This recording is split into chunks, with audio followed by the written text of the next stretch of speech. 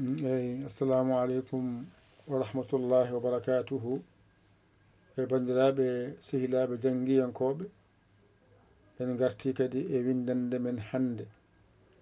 hande noon ko jangate ko hewani ko yatan e ƴa e koƴƴo mbowal gasi gonɗo yeeso o noon woɓɓe hen ko qa mawɗo e qa to koto kutorto ɓe ko koƴƴo mbowal kutorto wadde hande ko yatan e ƴa koƴƴo mbowal jangaten ya ƴa koƴƴo mbowal paami ɗon mbaɗen dani itten kuɗol ayi ɗum ɗo henne woni ya mangal ɗo woni ya tokosal ari ardi so ɗiggi gara ɗo ƴa mangal kofal ngal ɗo waɗi ha wiya ƴa hoforo ko bange ñaamo faya nana faya ñaamo mo ƴa one ko noon tan wayi ayi tokosal ngal ni windirte ɗum ɗo wiyete koƴƴo mbowal ala mawɗo a tokko ko ndeminirte ari ardi ɗum ɗo guel ɗo peskel nder ga wiyete koƴƴo mbowal ari ardi ala tokoso ala mawɗo koƴƴo mbowal nani joni noon ɗo noon wiyete ko qa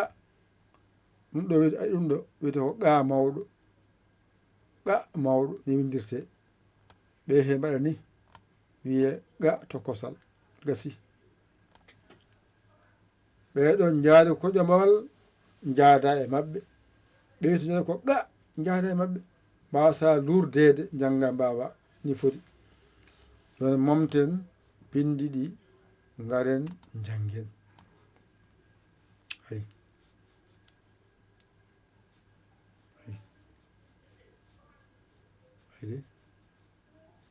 ayi iwi haalaɓe ceer ayi gasi ɗum ɗo wiyete ya mangal hofaki hay nokku ɗo woni ya tokosal hofaki hay nokku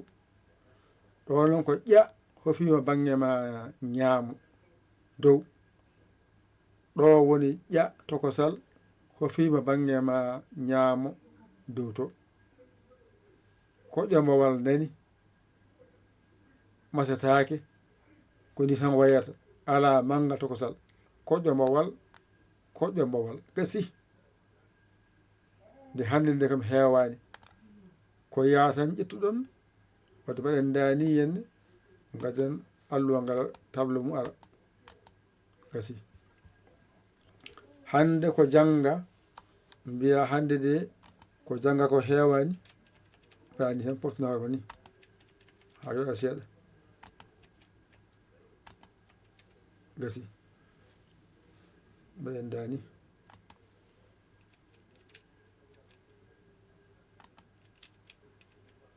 gasi ɗum ko ya e ƴa e koƴƴo mbowal ko ya e ƴa e koƴƴo mbowal ko yatan woni ɗo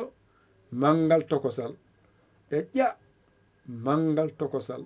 e koƴƴo mbowal ala mangal tokosal ni foti ko jangate gotel gasi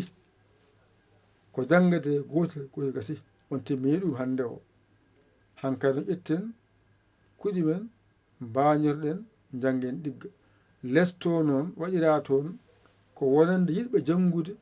donka dañƴe ɗo ndewi ha jetto min wadde mbaɗo ballal kadi ko ɗon rewa yetto men an gonɗo janggowo Facebook an janggowo YouTube janggo kala mbawɗa wonde aɗa jangga hen a naftoro tan nafa hen aɗa walle hen wallu hen aɗa jingga hen jinggu hen ni foti wona politique ko Allah waɗirɗa hen duusa jangde balla jangde ɓe gari ha ɗo joni noon minen arore nde nden janggoton hen tan ko mba e nda e ja e nga hankkadi woni en timmini ko jangate ko timmi camatati ɗiɗi hakkude gasa kaalen ɗo ƴette kuɗi mon e carnet mon mbañiɗo janggon ɗigga an noon keso jiɗɗo nadde hen ɗon ndewata 00221 77 906 14 81 mbaɗa li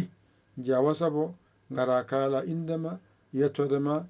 galdora temedde ma nayyi bindoɗa kaliru mayde temedde ma nayyi janga mbawa